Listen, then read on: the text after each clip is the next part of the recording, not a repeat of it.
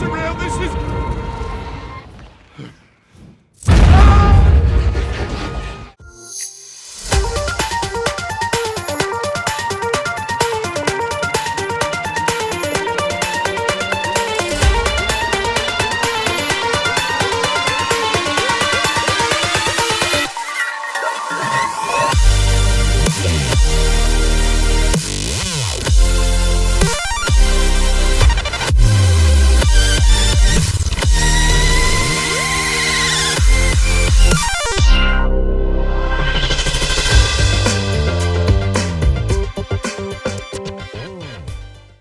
Let me start by saying I've never played a gacha game before, and I've also never played a game that's turn-based combat, so this was a totally new experience for me.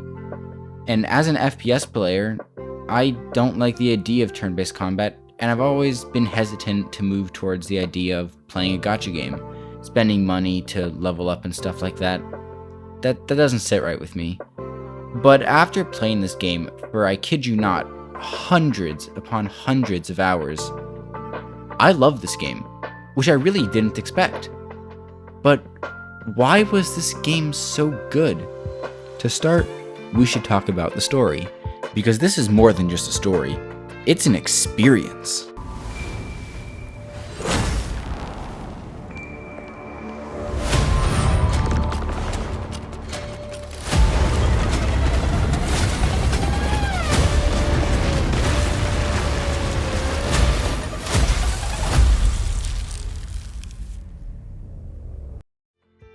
I did not expect the story to be as good as it was.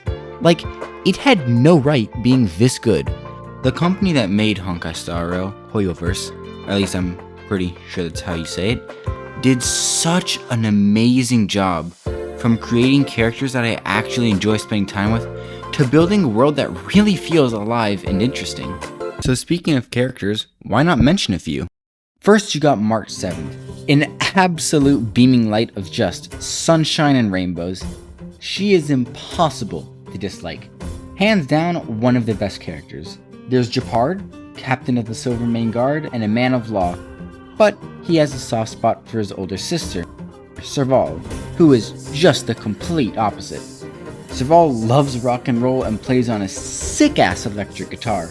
I mean, look at that thing. You got Herta, but we don't talk about that. And of course there's Silver Wolf, the hacker, and Kafka, just the hottest and There's Clara and Svarog. I swear on my life I won't let anything bad ever happen to Clara. If I had to pick who's cuter between March 7th and Clara, I would rather kill myself. But Clara is definitely cuter and must be protected at all costs.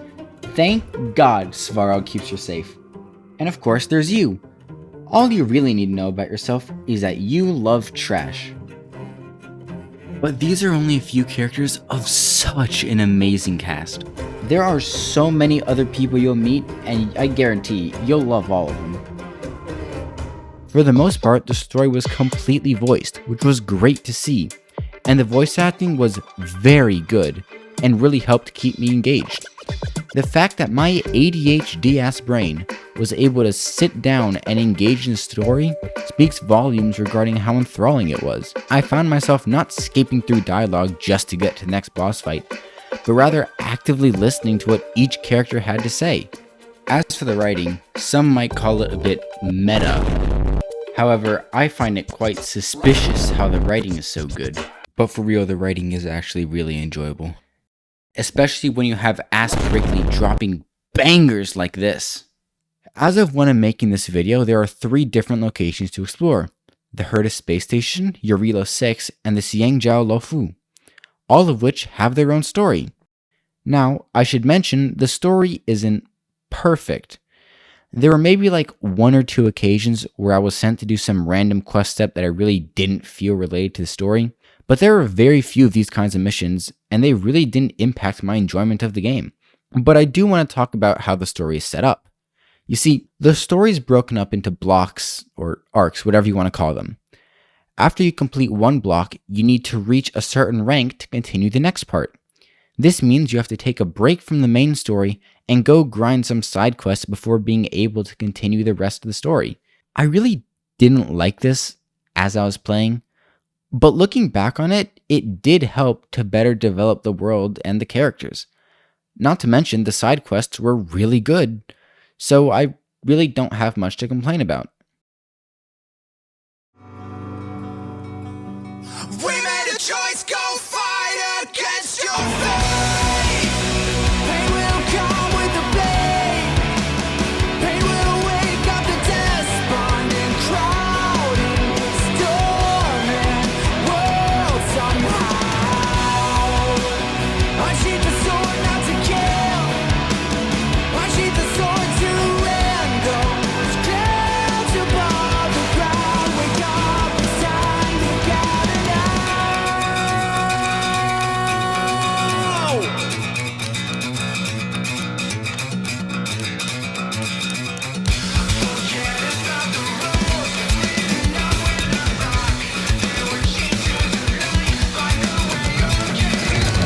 We have no way to know where they are headed for. As I mentioned at the start of the video, I don't like turn-based combat, but they did the combat in this game perfectly. And I mean, it was perfect. It was challenging and flowed beautifully. And it wasn't as simple as picking an enemy and hitting them. They added elements, weakness breaks, skill points, action orders, shields, ultimates, and so much more. Breaking a shield with different elements causes different things to happen. For example, breaking a shield with ice freezes the enemy, while breaking a shield with electricity applies a shock status effect. There are so many different things that happen depending on how and who you decide to attack. It keeps the combat interesting and actually has you thinking about what you're doing. If I were to talk about all the things I love about the combat in this game, this video would be much, much longer. Not to mention the animations during combat are amazing. It just doesn't get old. All in all, I'll probably never play a game with better turn-based combat than Honkai Star Rail. Even if you don't like turn-based combat like me, you will enjoy this game. And we didn't even get into relics or light cones, which are also huge parts of combat. Whether I like a game or not, I can always appreciate good art. So I was really looking forward to the visuals in this game. And I was not disappointed. The game looks fantastic. The characters look great, and their looks also give you an insight as to who they are as a person. For example, March 7th has a camera showing off her adventurous personality, while someone like Natasha has her vials of medicine depicting her medical and scientific background. And I truly appreciate it when games do this as a form of visual storytelling. The world looks amazing. I mean, look at it, there's not much to say. They nailed the art. Enemies also look really cool, and I appreciate that they didn't use the same enemies over and over again.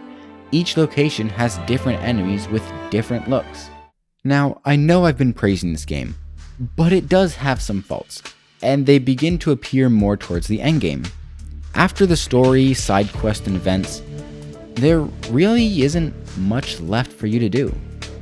A system I really don't like is the Trailblaze power system.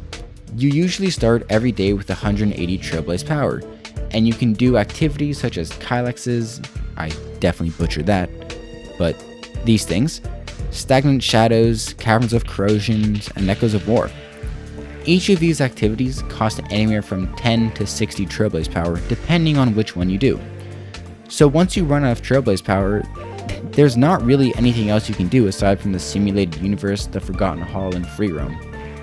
But those activities don't really give you what you need to progress in the game and level up characters. The only way to get more Trailblaze power after you run out is to spend fuel or pay 60 Stellar Jades, both giving you only 60 Trailblaze power in return. So if you don't have fuel or don't want to spend your Stellar Jades, all you can do is wait. So while the current endgame may be a bit lackluster, everything else is great. Not to mention, more and more story and things to do are being added with each coming update, so there's always a reason to come back. Alright, so I said this is a gacha game. When people think gacha game, they think money.